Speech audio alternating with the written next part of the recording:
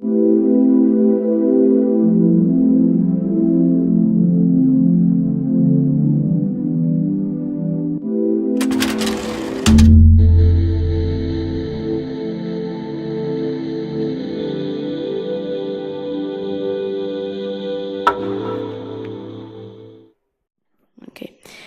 días y gracias a todos por su presencia.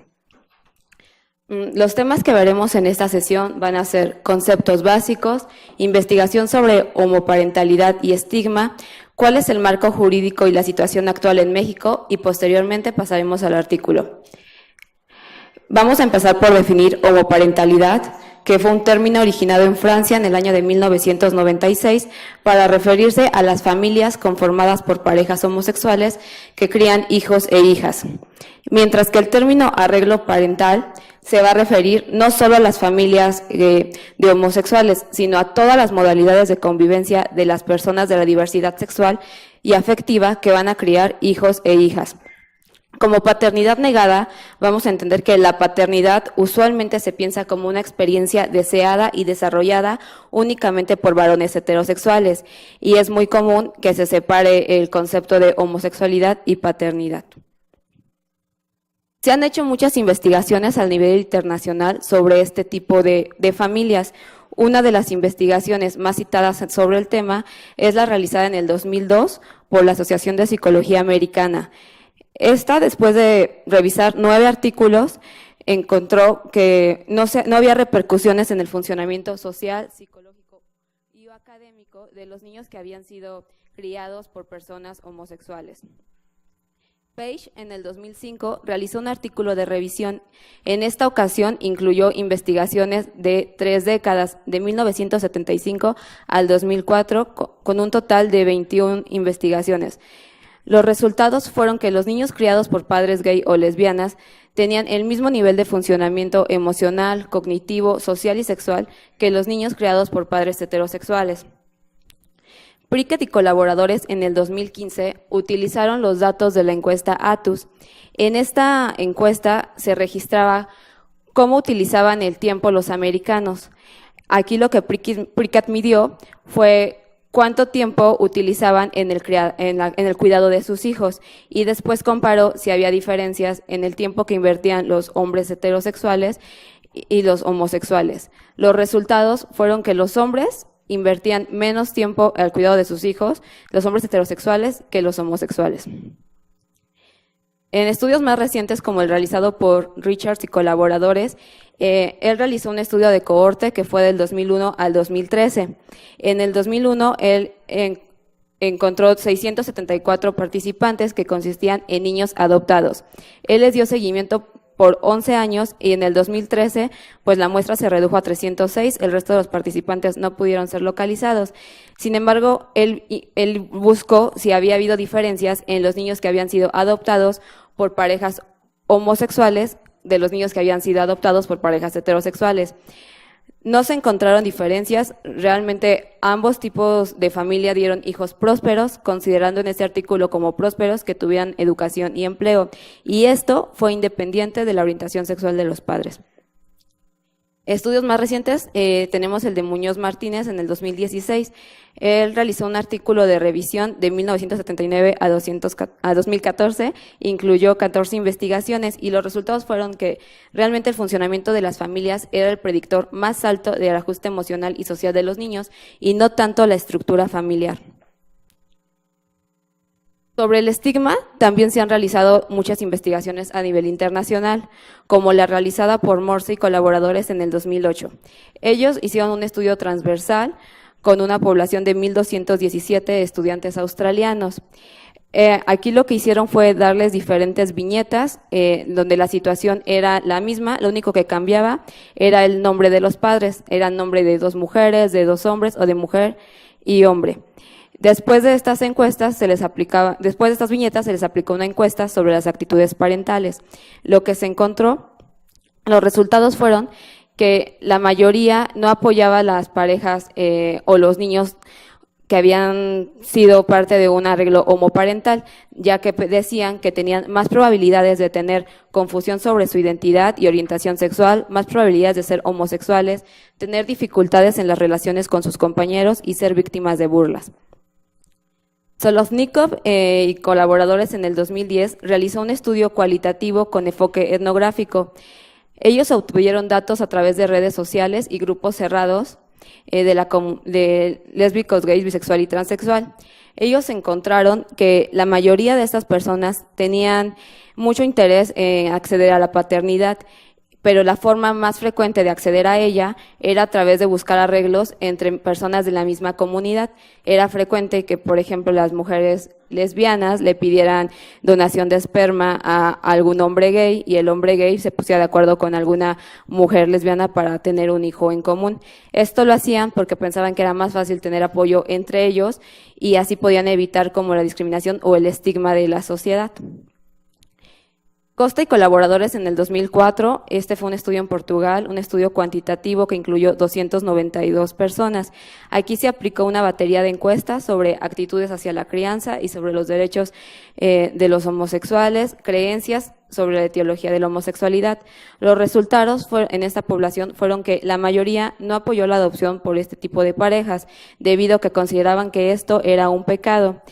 También llama la atención que la mayoría tenía la creencia que la homosexualidad, o sea, que la orientación sexual era una cuestión de elección y esto se relacionaba con una actitud más negativa hacia la adopción. Webb y sus colaboradores en el 2014 realizó un artículo de revisión sistemática con un total de 28 investigaciones. Aquí los resultados fueron que las personas conservadoras y religiosas, en especial los evangélicos y protestantes, estaban menos a favor de la homoparentalidad. Y estudios más recientes, tenemos el realizado por Becho y colaboradores en el 2016, quien realizó un estudio transversal aplicando igual una batería de encuestas sobre opiniones y actitudes hacia la homosexualidad, sobre la adopción y la homoparentalidad. Aquí los resultados fueron que la mayoría, las razones para rechazar la homoparentalidad tenía que ver más con lo que se creía de la homosexualidad. O sea, de nuevo, pensar que esto era un pecado o que era una cuestión como de elección. Bueno, ¿qué es lo que ha pasado en México? En México también se han realizado algunas investigaciones sobre el tema, como la realizada en el 2010 por María de las Heras. Ella utilizó una encuesta transversal telefónica donde incluyó un total de 500 personas seleccionadas por muestreo aleatorio simple. Ella les preguntaba qué conceptos o qué creían sobre el matrimonio, la familia, la homosexualidad y la adopción. Algunos de los resultados fueron que el 66% de estas personas creían que los hijos de homosexuales iban a quedar afectados psicológicamente. Sin embargo, una cantidad mayor de personas, el 78%, pensó que los hijos de padres divorciados también quedarían afectados psicológicamente. El 54% de estas personas dijeron que los niños iban a ser excluidos por la sociedad. Sin embargo, 51% pensó que para los niños era mejor formar parte de una familia homoparental que vivir sin familia. En el 2012, Beltrán Lugo realizó un estudio cualitativo transversal con entrevista semiestructurada. Él encontró únicamente a 4 personas que la realizaron. En esto no se encontró ninguna diferencia significativa en el trato ni la educación de los adolescentes, ya sea que hubieran sido de parejas homoparentales o familias tradicionales heterosexuales. En el 2013, Navarro realizó un artículo de revisión narrativa. Él incluyó 33 referencias entre libros, artículos, notas periodísticas e incluso investigaciones en la web. Los resultados fueron que las 4 principales preocupaciones que tenían las personas por los niños adoptados por parejas homoparentales eran sobre su identidad sexual, el desarrollo personal, las relaciones sociales y que serían más propensos a ser víctimas de abuso sexual, ya fuera por los propios padres o por amigos o conocidos. Ángulo Menace en 2014 realizó un estudio cualitativo con entrevista a profundidad a 8 familias homoparentales que hubieran tenido contacto con algún servicio de psicología. Aquí los resultados fueron que los niños frecuentemente eran diagnosticados con déficits a priori, o sea, antes incluso de evaluarlos, y los déficits se consideraban en la estructura, ya sea que no iban a tener una figura materna o una figura paterna. También se encontró que estos prejuicios homófobos llegaban a obstaculizar el proceso de adopción. Tenemos estudios más recientes, como el que presentaremos más adelante, y el que se publicó apenas este año por Argueta Pérez Coronado. Ella hizo un estudio documental del movimiento Protesta para Todos. Este movimiento fue algo que pasó en Francia en el 2002, cuando igual se propuso legalizar la adopción por parejas homoparentales en este país. Las personas estuvieron en contra y realizaron este movimiento, muy similar a lo que ha pasado recientemente en México. Los resultados de este análisis fueron que las cuestiones de género y los derechos de estas personas eran considerados como problemas particulares, pero realmente era algo que concernía a todos para rechazar la intolerancia y la estigmatización, ya que la intolerancia y la estigmatización son realmente como el argumento principal de este tipo de protestas. En México, en el censo realizado en el 2010, fue el primero que cuantificó el número de parejas o de hogares conformados por parejas homosexuales. En ese año se reportó que 6 de cada 1,000 hogares estaban conformados por parejas homosexuales, y de estas el 33% tenían hijos. La siguiente cifra que tenemos es del 2013, la cual reporta José Antonio Medina en su libro sobre familias homoparentales en México. Aquí encontró que entre 250,000 hasta 1,000,000 de familias ya eran homoparentales. Los datos más recientes que tenemos, pues, es el censo que reportó el INEGI, quien encontró que en México, que en el país ya existía un total de 31.8 millones de hogares, y de estos, solo el 40% estaba conformado por parejas heterosexuales. El 3% ya estaba conformado por parejas homosexuales, y el 57%, que es la mayoría, era otro tipo de uniones, como pudieran ser unión libre o hogares conformados por amigos o distintos familiares. ¿Qué es lo que ha pasado en lo legal en México, en el aspecto legal? Bueno, pues el primer paso que se dio aquí en México fue en el 2006, con la creación de la Ley de Sociedad de Convivencia. En esta ley lo que se hizo fue reconocer o dar derechos a las personas que no tuvieran ningún vínculo legal o consanguíneo, pero que formaban parte de la Ley de Sociedad de Convivencias, y se les otorgaba derechos como a heredar o incluso a la tutela legal.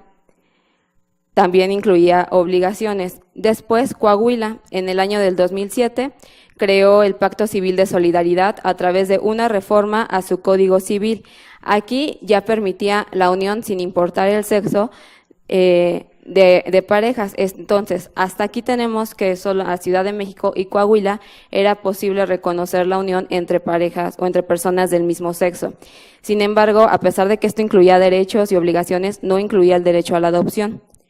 Fue hasta el 2009 que aquí en la Ciudad de México se realizó una reforma al Código Civil, donde se incluyó no se legalizó solamente el derecho al matrimonio, sino también incluyó el derecho a la adopción por parejas del mismo sexo. ¿En qué consistió esta reforma? Bueno, esta reforma modificó el concepto de matrimonio que se manejaba en el artículo 146, donde anteriormente se decía que el matrimonio era la unión de un hombre y una mujer. Esto se anuló y pasó a ser la unión libre de 2 personas. También se desvinculó el concepto de matrimonio de los fines de la procreación. Implícitamente, este cambio en el artículo 146, pues significó que ya tuvieran derecho a la adopción, por lo que viene en el artículo 391 del Código Civil de la Ciudad de México, que dice que los cónyuges o concubinos van a poder adoptar siempre y cuando los dos estén de acuerdo. Esta reforma es muy importante porque ha sido la primera reforma que estableció el pleno reconocimiento sin diferencia alguna entre matrimonios de parejas heterosexuales y homosexuales, y esto fue en toda América Latina. Existieron reacciones a esta reforma. Una de las principales fue la reacción que tuvo la Iglesia Católica. Incluso el gobierno federal, a través del Procurador General de la República, promovió la acción de inconstitucionalidad en contra de esta ley. Entonces, esta ley debió de esperar más de 6 meses para que pudiera aplicarse y ser efectiva. Sin embargo, pues esta ley siguió adelante y el reconocimiento del matrimonio entre personas del mismo sexo pues fue recurrido por otros estados de la República. ¿Qué es lo más reciente que ha pasado? Bueno, pues el año pasado, el 17 de mayo, el presidente de la República promovió una reforma al artículo 4 constitucional. Con esta reforma lo que él pretendía era legalizar el matrimonio por personas del mismo sexo en toda la República y también el derecho a la adopción. Existieron muchas reacciones ante esta propuesta. 2 de las más conocidas fue la reacción del Frente Nacional por la Familia en contra de esta reforma y la del Frente de Orgullo Nacional de México a favor de esta reforma. Al final, pues esta reforma sí se rechazó. El 9 de noviembre del 2016, pues fue rechazada y el argumento para rechazar esta reforma fue que la Constitución en ningún lugar o en ningún apartado prohibía explícitamente la unión entre personas del mismo sexo, por lo que no se consideró que se requería alguna modificación al respecto y consideraron que esto era como asunto de cada estatal y no tanto como federal. Entonces, pues esta es la situación actual en México. Como podemos ver, la Ciudad de México más los estados que están marcados en verde son los estados que han realizado alguna reforma a su Código Civil para permitir la unión de personas del mismo sexo y también la adopción. Los estados que están marcados en rojo son igual estados que han realizado reformas a su Código Civil y que permiten la unión de personas del mismo sexo, pero no la adopción. El resto de los estados de la República, el resto de los estados no está legalizada la unión entre personas del mismo sexo. Sin embargo, desde el 2015, la Suprema Corte de Justicia resolvió que cualquier persona en cualquier estado de la República puede meter un amparo para conseguir que se permita acceder al matrimonio. Bueno, como podemos ver, a pesar que desde el 2016 en la Ciudad de México se permite la unión por parejas o de parejas del mismo sexo y que actualmente en varios estados de la República se han realizado reformas a sus códigos civiles para permitir esta unión, pues aún es un tema que causa muchísima polémica en el mundo y en México. Entonces, lo que sí es una realidad es que este tipo de familias han existido en el mundo y existen en México. Por lo que, considerando esta realidad, el doctor en Ciencias Sociales, que aquí presente, Óscar Emilio Laguna Maqueda, ha investigado qué tipo de arreglos establecen estas familias para lograr adaptarse y, a pesar de las adversidades con las que puedan encontrar, ¿qué arreglos hacen para funcionar? A continuación vamos a presentar una de las investigaciones que el doctor Óscar Emilio ha hecho al respecto. Como ya vimos, el artículo es Arreglos parentales de varones gay en la Ciudad de México, de la paternidad negada a la transformación inadvertida del cuidado, por el doctor Óscar Emilio Laguna Maqueda, aquí presente con nosotros el día de hoy. Se fue publicado en la revista Masculinidades y Cambio Social en el mes de junio del 2016, en volumen 5, extra 2, y esta es una revista que se publica por editorial Hipatia Press. La hipótesis del artículo es: los padres gay, al ser parte de una cultura de género específica, tienden a reproducir los patrones familiares en los que fueron educados.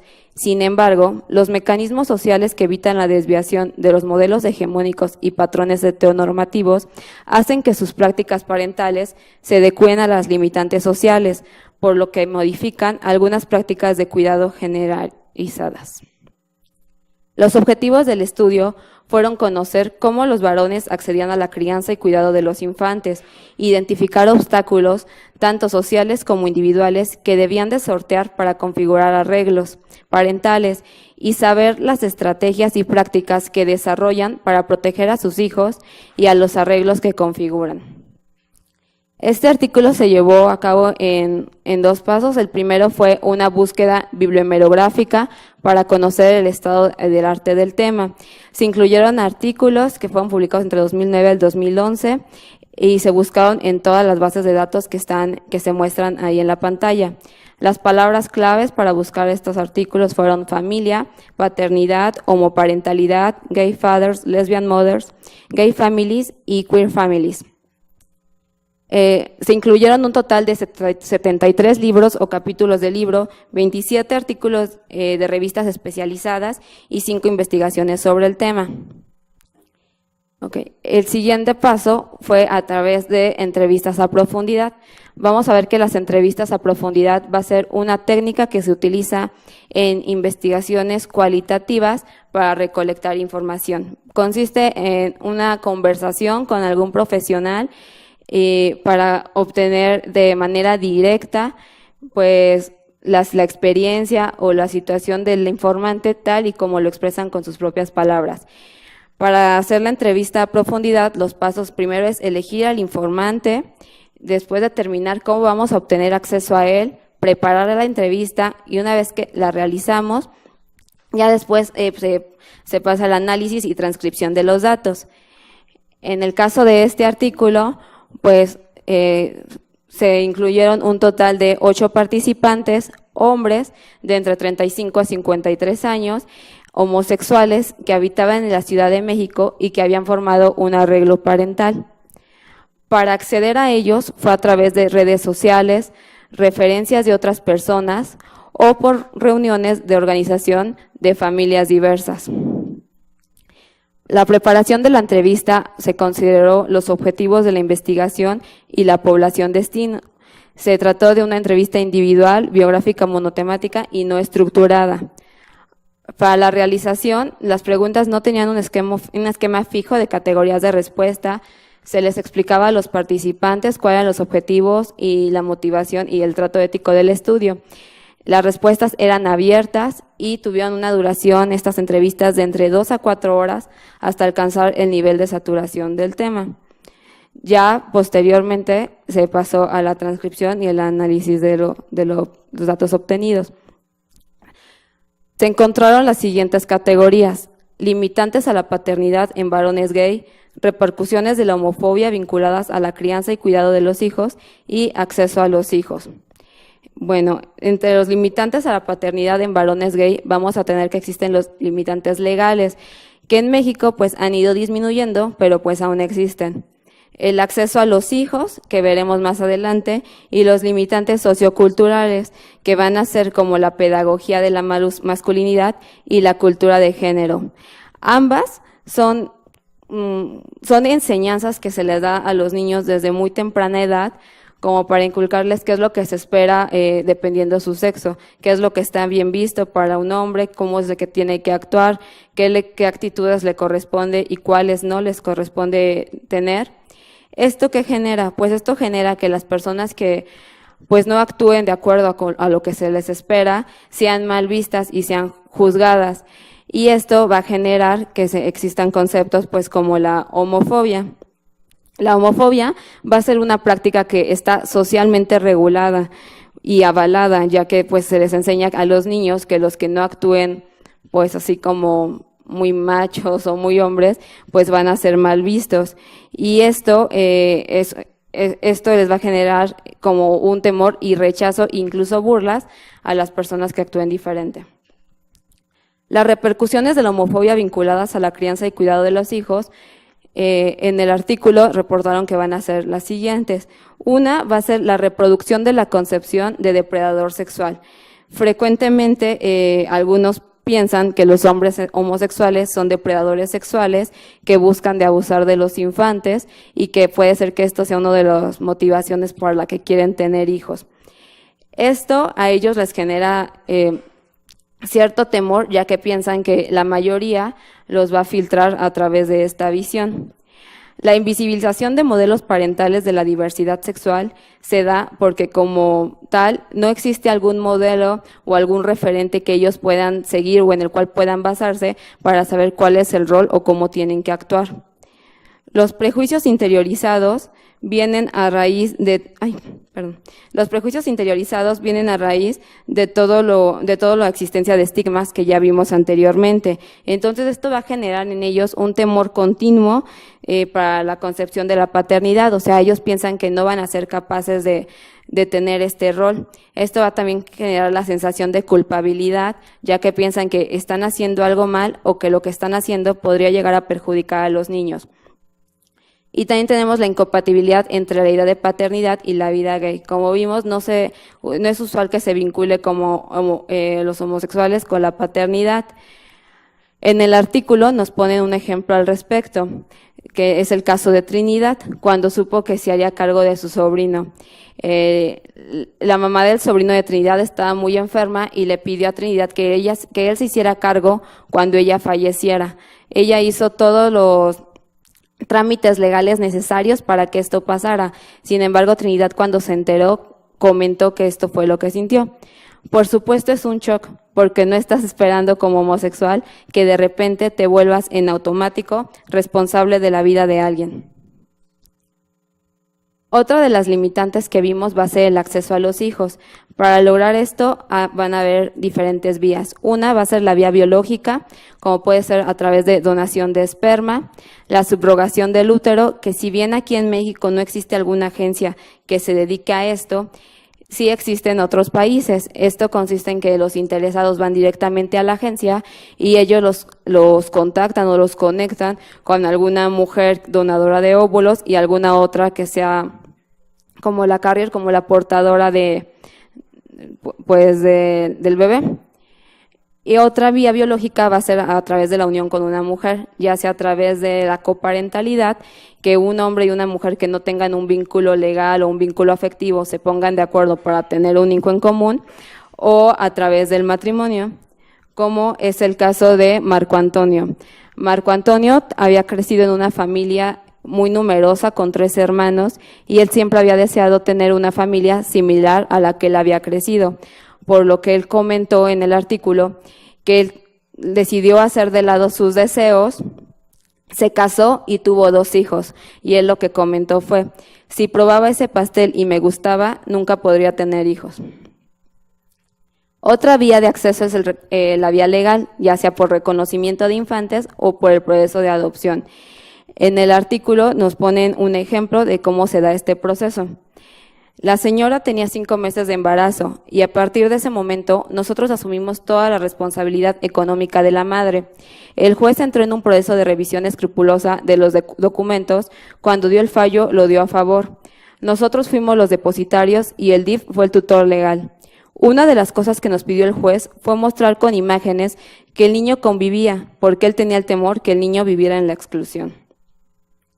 Y por último tenemos la vía social. La vía social se va a dar cuando, sin prepararlo previamente o sin quererlo o sin que exista un vínculo legal de por medio o consanguíneo, se va a dar una relación filial entre un niño y un padre, como es el caso de Jaime, que él comenta: desde el año al año me llamo papá. El que te ganes el mote de papá, el nombre de papá, esa responsabilidad es muy, muy importante y muy bonita. Bueno, como discusión podemos encontrar que a pesar de que en distintos estudios se ha documentado que hay mucha evidencia a favor de este tipo de familias, aún existe mucha estigmatización y rechazo hacia ellos. En distintos estudios también se ha documentado que los limitantes socioculturales son los que en mayor medida repercuten a la parentalidad de estas personas. Que las transformaciones de las prácticas parentales no son planeadas, sino que es algo que se va a desarrollar para satisfacer las necesidades de los hijos en su desarrollo y protección. Aquí podemos tener 2 conclusiones, que 2 de los factores que determinan la configuración del arreglo parental van a ser el tiempo. Entre mayor tiempo se tenga entre el deseo y el acceso a la paternidad, va a ser más fácil que puedan definir estas personas qué arreglo parental quieren, decidir a qué personas van a dar a conocer este arreglo, ver con qué redes de apoyo cuentan, qué educación quieren darle a sus hijos y decidir también pues de qué personas van a querer alejarse. Esto no siempre es posible porque a veces la paternidad, como vimos en el caso de Trinidad, les llega de golpe y pues no tienen mucho tiempo para hacer esta planeación. Y otra importante van a ser los temores asociados a la homofobia, que va a generar que estas personas creen algunas estrategias de protección, como van a ser la configuración de vínculos estrechos fundados en la comunicación, la creación del secreto y la educación sexual y de género. Aquí a los niños tienen una educación sexual de forma continua para explicarles el hogar en el que están formados y que ellos entiendan y de manera directa cuál es el arreglo o la situación de sus padres. Una de las limitaciones de este estudio fue el número de los participantes.